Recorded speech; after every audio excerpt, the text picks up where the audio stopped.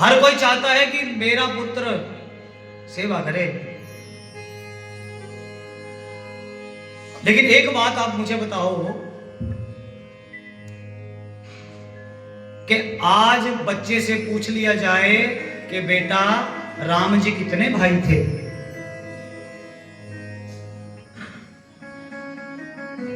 अभी एक किस्सा मैं आपको बताऊं। हमारी कथा थी, पिछले साल की बात है, हमारी कथा थी मंडी में। तो छुट्टी का दिन था, रविवार था। तो रविवार के दिन अक्सर, वैसे तो बच्चे चलो स्कूल जाते हैं, रविवार का दिन था तो खूब बच्चे बैठे थे आगे। तो जो बच्चे आगे बैठे थे, ऐसे ही प्रसंग चला तो मैंने उनसे पूछा, उन बच्चों से मैंने बच्चों से पूछा कि बेटा बताओ मुझे कि राम कितने भाई थे। अब जैसे मैंने कहा तो जितने बच्चे बैठे थे ना, सब एक दूसरे का मुंह लगे देखने पहले।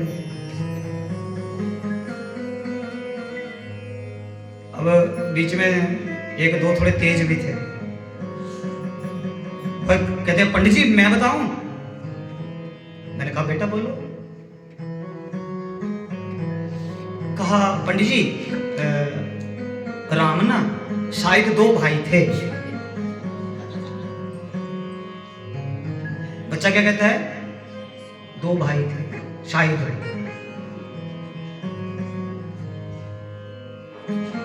भैया आज जो बच्चों को डिग्री हम करा रहे हैं ना, जितनी भी डिग्रियां बच्चे कर रहे हैं, वो सारी खर्चे की रसीदें हैं। वो सारी खर्चे की रसीदें हैं। अगर उनमें संस्कार और मर्यादा नहीं है, वो ज्ञान किसी काम का नहीं है। विद्या ददाति विनयम, ज्ञान जो हम अर्जित करते हैं तो ज्ञान से हमें विनम्रता आती है, ना कि अकड़ आती है। आज के बच्चे ठीक है पढ़ाई तो कर रहे हैं, लेकिन हम जो बच्चों को ज्ञान दे रहे हैं इसे कहते हैं भौतिक ज्ञान। दीजिए, जरूरी है, भौतिक ज्ञान होना जरूरी है, लेकिन भौतिक ज्ञान के साथ साथ उनमें आध्यात्मिक ज्ञान भी दीजिए। जिसमें चर्चा चल रही है आध्यात्मिक ज्ञान में, हमारे बच्चों में आज की जो यंग जनरेशन है उनमें भौतिक ज्ञान तो खूब है, लेकिन आध्यात्मिक ज्ञान का पता। अब आप बड़ी देखो, सोचो कि जिस बच्चे को यह पता नहीं है कि राम कौन थे, जिस बच्चे को यह पता नहीं श्रवण कुमार कौन थे, जिस बच्चे को यह पता नहीं पृथ्वीराज चौहान कौन थे, जिस बच्चे को यह पता नहीं महाराणा प्रताप कौन थे, उसमें कभी सेवा भाव आएगा? उसमें कभी देश भाव आएगा, देश सेवा का भाव आएगा? उसका कभी आत्मबल बढ़ेगा? हम मोह ममता में घिर के संस्कारों को त्याग करके आज हम बच्चों को, हर कोई बच्चे को शेर तो बनाना चाहता है, हर कोई चाहता है मेरा बच्चा शेर बने, और हम शेर बना रहे हैं। लेकिन शेर पता है किस चीज कैसा बना रहे हैं? हम शेर बना रहे हैं सर्कस का। थोड़ा सा पैदल चलना पड़ा तो टांगों में दर्द हो गई। अरे अपने बच्चे को धूप और छांव भी बताइए। बारिश में चलना पड़े, आंधी में चलना पड़े, आंधी अगर आ जाए तो बच्चा इस काबिल होना चाहिए वो खड़ा तो रहे। अगर कहीं शास्त्रार्थ की बात चले, कहीं हमारे सनातन की बात चले, तो हमारा बच्चा सीना तान करके सनातन के बारे में बता तो सके। जब हमें अपने सनातन का पता नहीं होगा तो सामने वाला 4 बातें कह के जाएगा, हम गर्दन झुका लेंगे। हाँ जी, तो ठीक है, ठीक बोला महाराज। जब हमें अपने धर्म का पता नहीं, अरे जिनकी आंखें फोड़ दी बच्चों को पढ़ाइए। हमारा बच्चा सेवक हो, भगवान का भक्त हो, उसके हृदय में आध्यात्मिक ज्ञान हो। भौतिक ज्ञान खूब दे रहे हैं, कोई कमी नहीं है, महंगे महंगे स्कूलों में पढ़ा रहे हैं बच्चों को। बच्चा घर से बाहर पैर रखता है, सीधा गाड़ी में बैठता है, हर जरूरत उस बच्चे की पूरी की जाती है, कितना खर्च पढ़ाई भी किया जाता है, लेकिन उसके साथ साथ आध्यात्मिक ज्ञान, ये जिम्मेवारी माता पिता को उठानी पड़ेगी। और आज इसमें ऐसा आ गया कि हम उस जिम्मेदारी से भागते हैं।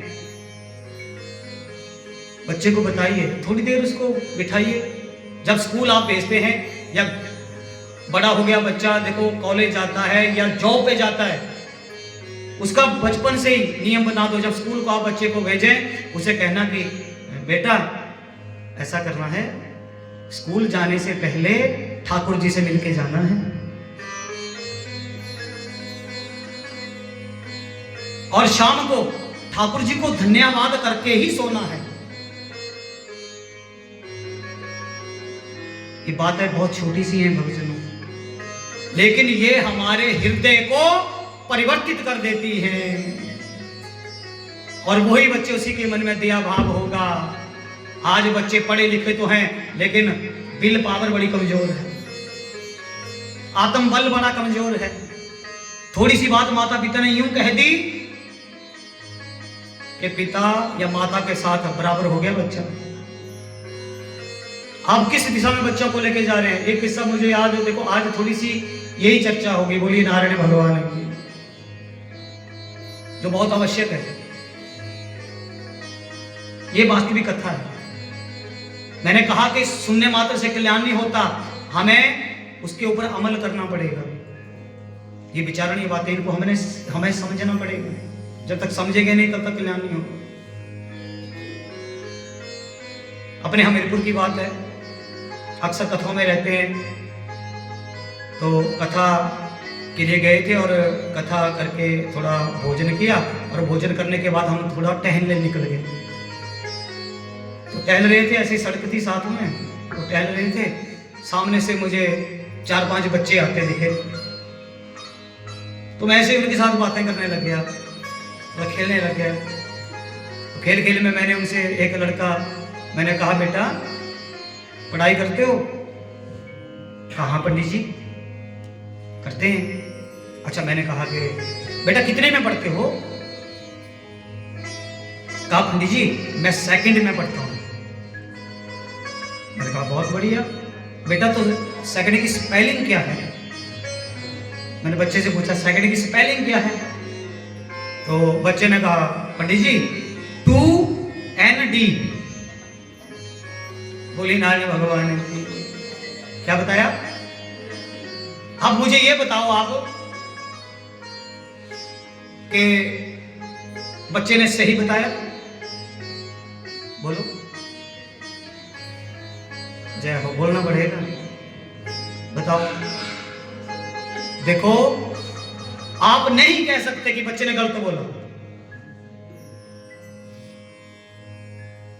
हम कहने वाले, हम कह ही नहीं सकते कि बच्चे ने गलत बोला। क्यों नहीं बोला? आज हमें पता है कि वो जो बच्चे ने बताया वो गलत है, हमें पता है कि वो बच्चे ने जो बताया वो गलत है, लेकिन हम नहीं बोल सकते कि तूने गलत बोला। क्यों नहीं बोला? क्योंकि जब कॉपी पे कवर लगाती है माता ना, कॉपी का कवर लगाती है माता, बड़े ध्यान से सुनना, कॉपी के ऊपर कवर लगाया और नाम का जो स्टिकर मिलता है ना पूरा, कौन सी क्लास है, नेम क्या है, उस पर क्या लिखती है माता? 2N। गलती किसकी है? बच्चे की या मां की? जोर से बोलना पड़ेगा। फिर वही मां सोचती है, जब बच्चा बड़ा हो जाता है, जब मां को दुखी करता है, मां कहती है बेटा ये नहीं करना, बेटा कहता हम करेंगे। अब बताओ कि गलती किसकी है? भैया जो समय था ना, उस समय, आज हर कोई कहता है, आज मैं देखो, मैं जहां भी जाता हूं, जब ये बात चलती है संस्कारों की, तो मैं इन बातों को, यंग जो जनरेशन है उसे मैं बड़ा समझाने की कोशिश करता हूं। और मैं ये मानता हूं कि ठाकुर जी, अगर जो बातें मैंने की उसमें से अगर 10% भी बातें यंग जनरेशन के माइंड में बैठ गई ना, तो मेरी कथा सार्थक हो जाएगी, तो मेरा देश तब महान बनेगा, ऐसे नहीं बनेगा। लेकिन स्थिति हमारी क्या है? स्थिति हमारी यह है कि हम अपनी जिम्मेदारी से भागते हैं। आज तो स्थिति ऐसी आ गई, देखो मां,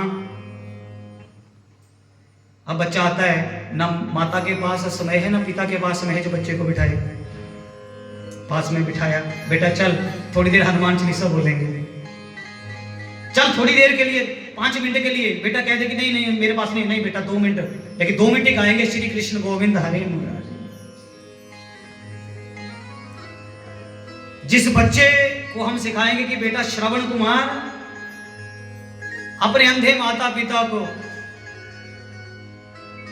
बैंगी में डाल करके जब तीर्थ यात्रा के लिए चला, लोगों ने देखा, कहा श्रवण कुमार कहां जा रहा है? कहा अपने माता पिता को तीर्थाटन करवाने जा रहा हूं, तीर्थों के दर्शन करवाने। अच्छा, लोगों ने सुना, लोग कहने लगे श्रवण अरे तेरे माता पिता तो अंधे हैं, तेरे माता पिता अंधे हैं, क्या ये दर्शन कर पाएंगे? श्रवण कुमार ने कहा क्या फर्क पड़ता है, इन्होंने हमें ये जीवन दिया है, तो मैं अपने माता पिता को अपनी आंखों से दर्शन करवाऊंगा। यह है सेवक पुत्र। आज हमारे बच्चों को यह नहीं पता श्रवण कुमार कौन है। अरे पृथ्वीराज चौहान जिनकी आंखें फोड़ दी, लेकिन वो धन्य है ऐसी मां जिन्होंने ऐसे वीर पुत्र को जन्म दिया। बच्चों को पढ़ाइए,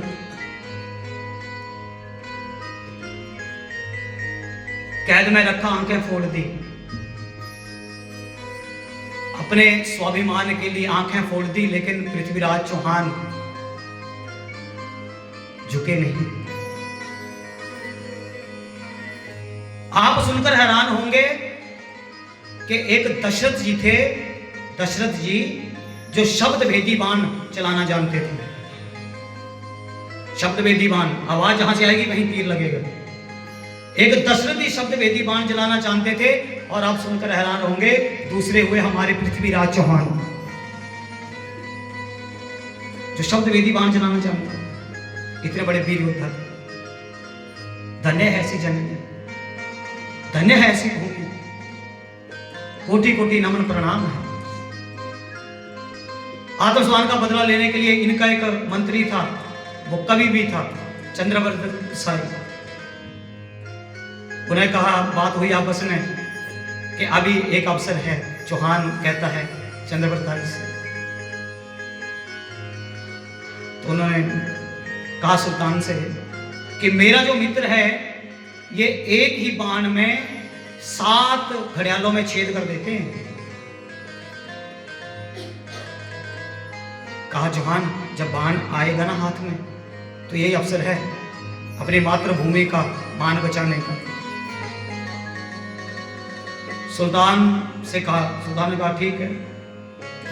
तो मंत्री ने कहा कि भैया ऐसे ऐसे हमने बात की है, अभी एक लास्ट अवसर है। चौहान ने कहा फिर मुझे मित्र 2 बाण दे दे और धनुष दे दे। कहा चौहान बाण 2 नहीं मिलेंगे, बाण एक ही मिलेगा। 7 घड़ियाल सामने रखे गए, ऊंचे उस पे सुल्तान बैठा है। चौहान जी के हाथ में धनुष और बाण है।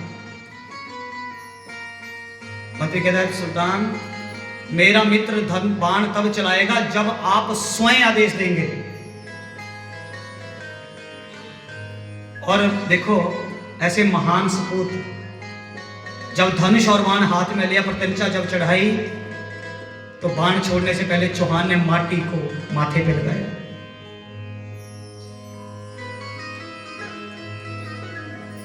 अब जैसे ही बाण, अब मंत्री ने कहा 4 बांस 24 गज 8 उंगल परमाण, ता ऊपर सुल्तान है मत चूको चौहान।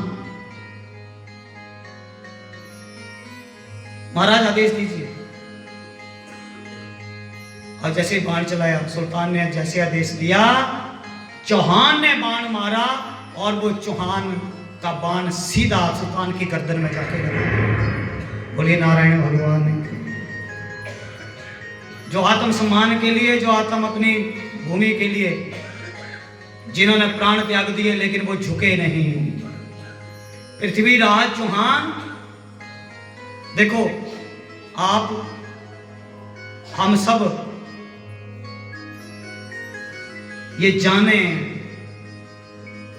कि उस समय सुल्तान अकबर का राज्य और इतना बड़ा कि अकबर के नाम से सब भय करते हैं। लेकिन ना आज तक देखो, हिस्ट्री चाहे कुछ भी पढ़ाई गई हो, बताई गई हो, एक सत्य ये है कि अकबर जो है, अगर ये बताया गया कि भैया राणा कभी अकबर से जीत नहीं पाए, तो राणा कभी अकबर से हारे भी नहीं। बोलिए नारायण भगवान की। और देखो, जब महाराणा प्रताप बीमार हुए और उन्होंने प्राण त्यागे ना, और अकबर को जब पता लगा, तो अकबर भी दिल्ली में उस समय महाराणा प्रताप की मृत्यु को सुन के रो गया था कि तेरे जैसा वीर नहीं देखा।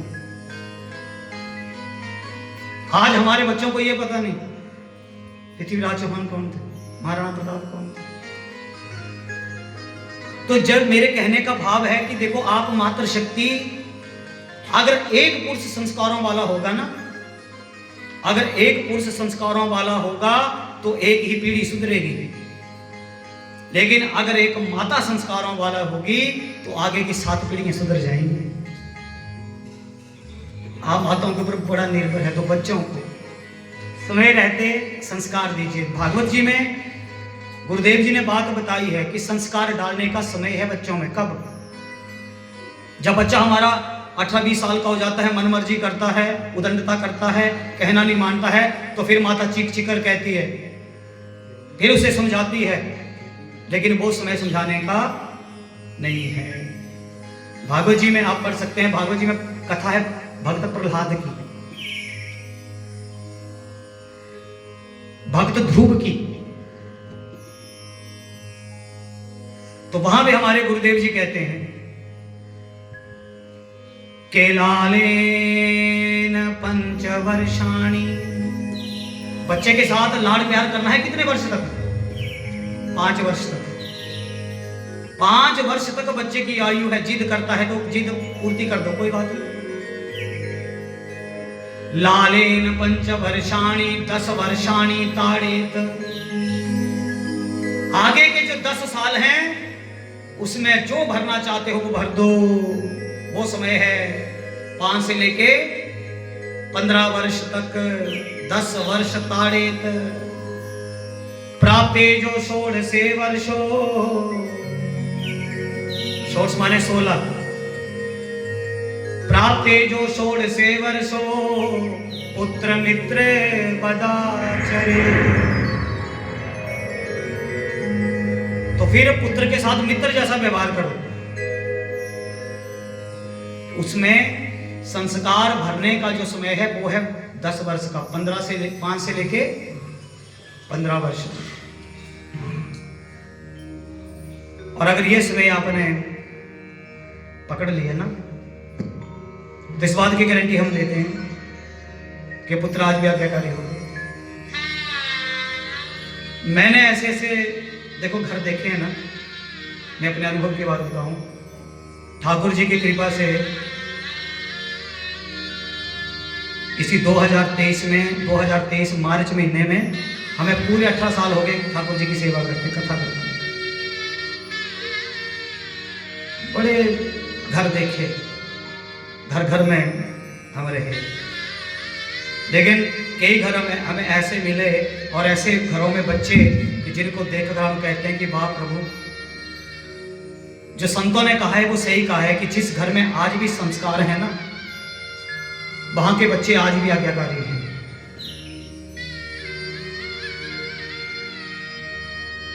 और 3-4 साल पहले की बात है, हमारे हिमाचल पुलिस से ही अच्छे ओहदे से रिटायर हुए हैं। उनके 2 लड़के हैं, दोनों दिल्ली में जॉब करते हैं, अपनी कंपनी है उनकी कोई। दोनों बच्चों की शादी हो गई है। हम कथा में थे, उन्होंने कहा कि पंडित जी की, अपने माता पिता को कहा कि पंडित जी आए हैं, उनकी सेवा देखना मम्मा, बिल्कुल अच्छे ढंग से करना, कोई कमी ना हो। थोड़े दिन के लिए आए हैं तो ब्राह्मण देवता खुश रहे। चलो ये बात भी छोड़ो, सुबह उन्होंने कहा कि हमने भी सेवा करनी है, चाहे 2 दिन ही आएंगे लेकिन आएंगे जरूर। सुबह लगभग पता नहीं कितने बजे चले, लेकिन सुबह के लगभग कोई 5-6 बजे वो पहुंचे। और इतने में हम भी उठे, उन्होंने सबसे पहले अपने मम्मी पापा को कहा कि आप बैठ जाइए। ये मैंने अपनी आंखों से देखा है, बेटे और बहू सबसे पहले पूरे इसमें पोछा लगाते हैं हमारे लिए। खैर सुबह उठ के हम चाय पीते ही नहीं हैं, अब उनको पता नहीं था वो चाय लेके आ गए। और मैंने देखा कि अपने हाथों से उन्होंने सारा काम किया, वो भी पढ़े लिखे ग्रेजुएट बच्चे हैं। और ऐसे भी घर देखे, क्या हो गया हमारे भारतवर्ष को, जिस भारतवर्ष में हमारे प्रभु श्री राम, ये तो हमारा भारतवर्ष नहीं था। देखिए गौ की बात क्यों, जगह का नाम क्यों लेना। घूमते घूमते गए थे, ऐसे बैठे, बड़ा शोर होने लगा, तो हम भी थोड़ा सोचने लगे। तो उस गांव में ना कैप्टन रिटायर है आर्मी से, एक ही लड़का है। वो अपने पिता से लड़ाई झगड़ा कर रहा है, किस लिए, पैसे मांग रहा है। और जब पिता ने मना कर दिया, वो कितना सहेगा, जब मना कर दिया ना, हॉल में से गुस्से में उठा करके, जो हॉल में बड़ी एलईडी लगी थी ना, उसको लिया और आंगन में पटक दिया। बताओ, ये हमने अपनी आंखों से देखा है, मैं कुछ भी सुनाई बात नहीं कर रहा। तो ये हमारा भर, देखो अब गलती किसकी, तब हमारे, देखो ये है कथा और कथों में जो बताया गया, क्योंकि संतों का अनुभव है। पहले हम गुरुओं के पास बैठते थे, गुरुओं की सेवा करते थे, गुरुओं के आगे बोलते नहीं थे। जो गुरु ने एक बार बोल दिया कि ये काम करना है, शिष्य आगे से ये नहीं कहेगा कि गुरुजी इसको ऐसे करते हैं, तो अगर गुरु ने कहा है तो करना है। और गुरुकुल में जब शिक्षा लेते थे, वो सीधी शिक्षा नहीं देते थे, पहले वो उसकी परीक्षा लेते थे, पहले उसमें दया भाव भरते थे, सेवा भाव करते थे। तब गुरुकुल में सेवा होती थी, पहले लकड़ियाँ लाएगा, पहले ये पोछे लगाएगा, तू बर्तन ही धोएगा। आज तो सब गुरु बन के बैठे हैं, थोड़ी सी बात अगर कह दे कोई तो सुनता नहीं है। देखो पहले के समय में कोई 2G, कोई 3G, कोई 4G नहीं था, इंटरनेट ना, कोई 2G नहीं था, कोई 3G नहीं, 4G नहीं, केवल हमारे जीवन में होते थे गुरुजी, और एक ही थप्पड़ में पूरा नेटवर्क आ जाता था।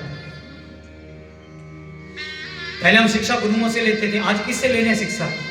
पहले शिक्षा हम गुरुओं से लेते थे, आज शिक्षा ले रहे हैं गूगल से।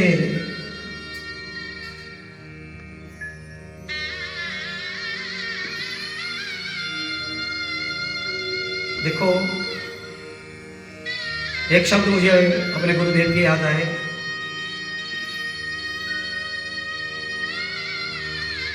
जब हम अध्ययन करने लगे ना, जनवरी महीना होता था, नंगे पांव रहना होता था, पैर सुन्न हो जाते थे ठंड से। सुबह उठ करके देवताओं को स्नान करवाना, शंख ध्वनि करना, सारी सामग्री जोड़ना, गुरु जी के लिए सारी व्यवस्था करना ही हमारा काम था। तो बचपन था, एक दिन मन में ये आ गया कि हम यहां से भाग जाएंगे, बोले जय श्री कृष्ण। उसमें याद आ रहा है मुझे, मन में इच्छा आ गई कि हम भाग जाएंगे। अब गुरु तो गुरु होते हैं, उनको पता लग गया, तो उन्होंने बड़े प्यार से हमें समझाया। जितना वो प्रताड़ित करते थे, लेकिन प्रताड़ित करने में भी कितना प्रेम था, वो आज हमें समझ आ रहा है। हमारी कितनी भलाई थी, वो आज समझ में आई। हमारे गुरुदेव कहते थे कि बेटा अगर जीवन में ऊंचा उठना है ना, अगर जीवन में ऊंचा उठना है, क्योंकि पिता के द्वारा डांटा गया पुत्र, अगर जीवन में, यंग जनरेशन में जहां भी जाता हूं, देखो यहां तो बहुत कम है, लेकिन जहां भी हम जाते हैं, हम एक ही बात कहते हैं कि अगर जीवन में ऊंचा उठना है तो पिता की शक्ति को बर्दाश्त करो, चाहे बेटा हो चाहे बेटी। कोई ऐसा माँ बाप नहीं, आज बच्चे अपने माता पिता से लड़ते हैं, कोई पिता माता ऐसी नहीं है जो ये अपने बच्चे का अहित चाहे। लेकिन आज हम इतने इस चकाचौंध की दुनिया में इतने खो गए, हम माता पिता का अपमान करते हैं। तो पिता के अगर जीवन में काबिल बनना है तो पिता की शक्ति को बर्दाश्त करो। आपका चाहे कोई कितना भी प्यारा हो, आपका चाहे कोई कितना भी प्यारा हो, लेकिन प्यारे सत्य यह है कि कोई नहीं चाहता कि ये मेरे से ऊपर जाए। यह हकीकत है इस दुनिया में। लेकिन एक हमारे पिता हैं जो ये चाहता है कि मेरा पुत्र मेरे से भी ऊपर जाए। बोले जय श्री कृष्ण। अपने अपने माता पिता, बाकी दुनिया में कोई ऐसा नहीं। तो पिता के द्वारा डांटा गया पुत्र, गुरु के द्वारा डांटा गया शिष्य, जिसने गुरु की बातों को सह लिया। पिता के द्वारा डांटा गया पुत्र, गुरु के द्वारा डांटा गया शिष्य, और सुनियार के द्वारा कूटा गया सोना। हमेशा याद रखना, आभूषण ही बनते हैं। जिसने सह लिया, जिसने पा लिया। भक्तजनों, गोविंद की कथा हो, चर्चा हो और मीराबाई का नाम आए, आप सभी ने, हम सब मीरा के पद गाते हैं। अब बताओ कितना कष्ट सहा। तो अपने माता पिता की शक्ति को बर्दाश्त करिए। हमारे जो शास्त्र हैं वो एक बात कहते हैं, बोले भागवत भगवान की, बोले राधा कृष्ण भगवान की।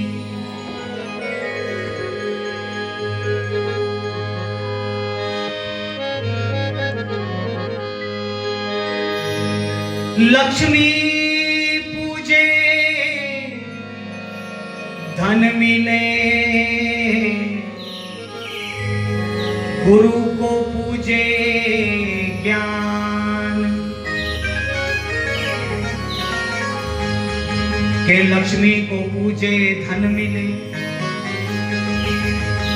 अरे गुरु को पूजे ज्ञान। अरे माता पिता को जो पूजे,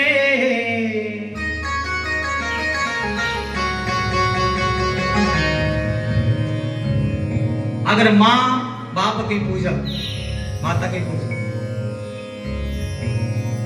जिसके ऊपर माता पिता का आशीर्वाद हो, के माता पिता को जो पूजे हो जाए कल्याण।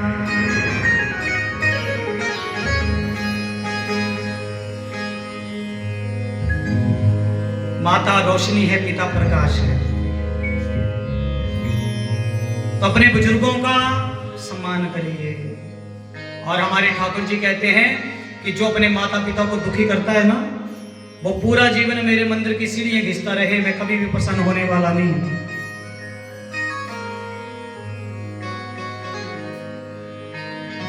अपने जीवन में देखो, एक बात याद रखिए, जो मां के चरणों में झुकता है, जो मां के चरणों में झुकता है, वो कभी बदनसीब नहीं होता। जो पिता के चरणों में झुकता है, वो कभी गरीब नहीं होता। जो बड़े भाई के चरणों में झुकता है, वो कभी गम उदासीन नहीं होता। और जो बहन के चरणों में झुकता है, वो कभी चरित्रहीन नहीं होता।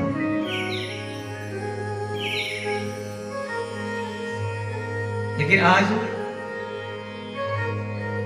आज हम अपने माता पिता, क्योंकि आत्मदेव जी को जब इस बात का पता लगा, आत्मदेव बड़े दुखी हुए।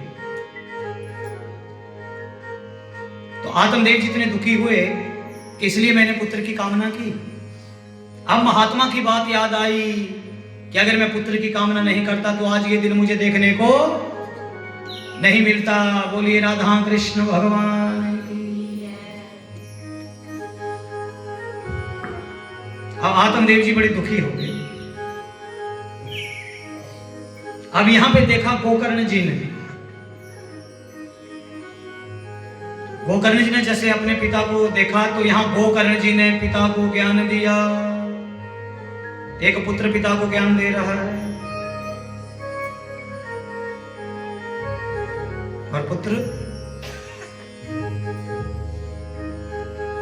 कहता है पिताजी आप किसके लिए दुखी हो रहे हो? पिताजी ये संसार दुखालय है, यहां कोई भी सुखी नहीं है। किसी ना किसी को कोई ना कोई दुख लगा है। हाँ, हम ये अवश्य समझ लेते हैं कि मेरा पड़ोसी सुखी है, ये हाल है अपना अपना।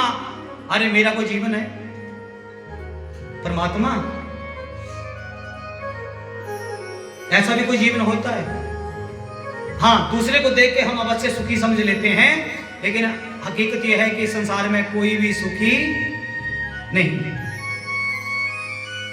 अब इसका कारण क्या है? बड़े ध्यान से सुने। इसका कारण यह है कि हम अपनी तुलना दूसरे से करते हैं। आपको देखो, एक बात याद रखना, आपको भगवान ने जो बनाया है वो अच्छा बनाया है, श्रेष्ठ बनाया है। यही सुख का सूत्र है। अपनी तुलना कभी किसी दूसरे से मत कीजिए। भक्तजनों, ब्लेड की धार तेज होती है, ब्लेड की धार तेज होती है, लेकिन वो पेड़ नहीं काट सकती है। बोलो, ब्लेड की धार तेज होती है, वो पेड़ नहीं काट सकती है। कुल्हाड़ी मजबूत होती है, लेकिन वो बाल नहीं काट सकती है। इससे सिद्ध यह होता है कि हर कोई अपनी अपनी जगह श्रेष्ठ है, अच्छा है। बस अपने कर्म करिए, उस दाता का धन्यवाद करिए। आत्मदेव ने कहा पुत्र अगर ऐसा है तो फिर सुखी कौन है? देखो, अब यहां मैं आपको गोकर्ण का आध्यात्मिक अर्थ सुनाऊं। एक तो हो गया कि गाय के कान की तरह कान थे ना, नाम पड़ गया गोकर्ण। लेकिन गोकर्ण का आध्यात्मिक अर्थ क्या है? गोकर्ण का आध्यात्मिक अर्थ है, गौ कहते हैं इंद्रियों को, गौ कहते हैं इंद्रियों को, और कर्ण वे कान। 5 हमारी ज्ञान इंद्रिय हैं, 5 हमारी कर्म इंद्रिय हैं। तो गोकर्ण कौन है? गोकर्ण है अर्थात कर्ण रूपी इंद्रिय से सुना हुआ ज्ञान। अब गोकर्ण आत्मदेव को ज्ञान दे रहे हैं, पिताजी इस संसार में कोई सुखी नहीं है। आत्मदेव ने कह दिया बेटा फिर सुखी कौन है? कोई तन दुखी, कोई मन दुखी, कोई धन से भयो उदास। कोई अपने तन से, कोई शरीर से दुखी है, किसी के मन में कोई बात लग गई है। कोई तन दुखी, कोई मन दुखी, कोई धन से भयो उदास। अरे थोड़े थोड़े सब दुखी और सुखी राम के दास। जो भजनानंदी है पिताजी वो सुखी है, बाकी संसार में, ये संसार में कोई भी सुखी नहीं है। स्थिति क्या है? धनहीन कहे धनवान सुखी। जिसके पास धन नहीं होता ना, वो पता क्या सोचता है? वो सोचता है कि जो जिनके पास धन है, धनवान, वो सुखी है। धनहीन कहे धनवान सुखी, धनवान कहे सुख राजा को भारी। धनवान सोच रहा है कि राजा सुखी है, राजा कहे महाराजा सुखी। राजा सोच रहा है महाराजा सुखी है। महाराजा कहे सुख इंद्र को भारी, इंद्र कहे चतुरानन को सुख। चतुरानन यानी ब्रह्मा जी के चतुरानन कहे सुख विष्णु को भारी। ब्रह्मा सोच रहे हैं सुखी तो विष्णु हैं। अब यहां आगे क्या कहा कि तुलसीदास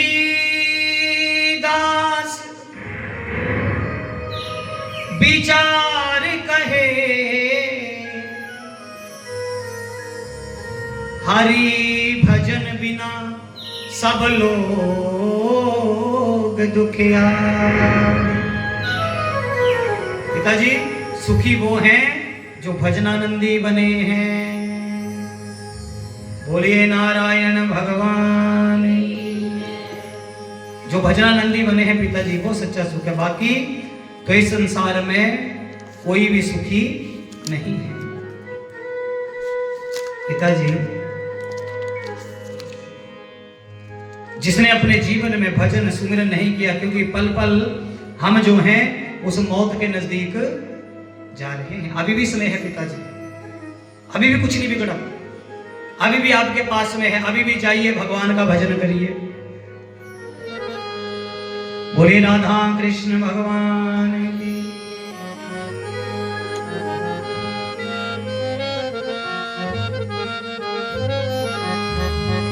बोलिए सीताराम भगवान की।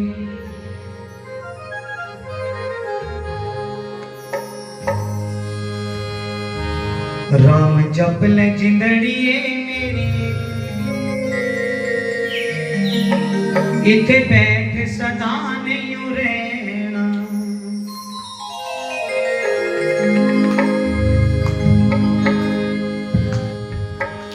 इथे बैठ सदा नहीं रहना।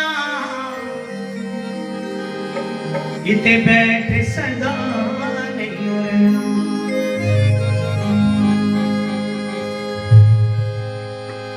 के आया है सो जाएगा। सत्य ये है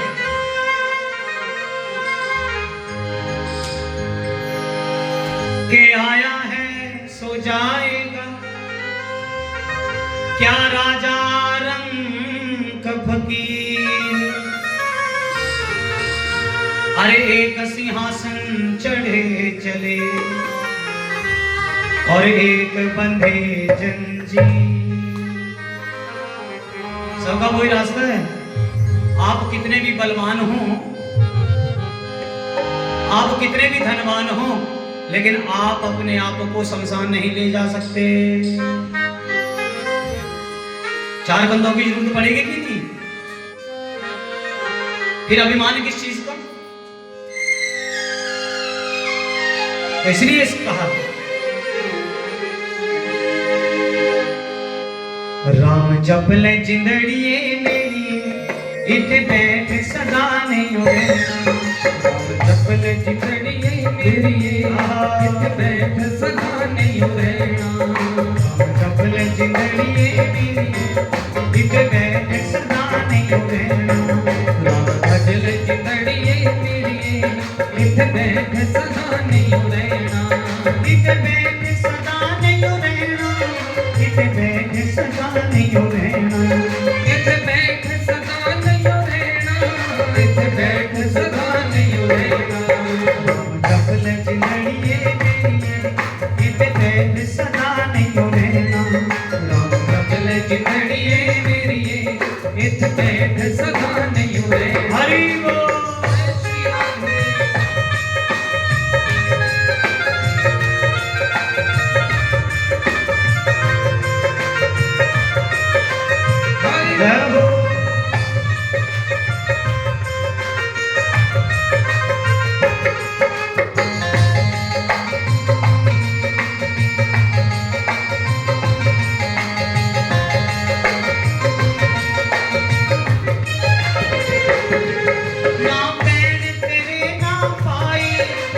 बाप तेरे ना माई।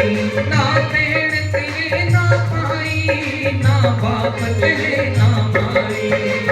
बहन तेरे ना पाई। ना बाप तेरे ना माई। ना बहन तेरे ना पाई। ना बाप तेरे ना माई। जो करता मेरा मेरी इते बैठ सदा नहीं रहना।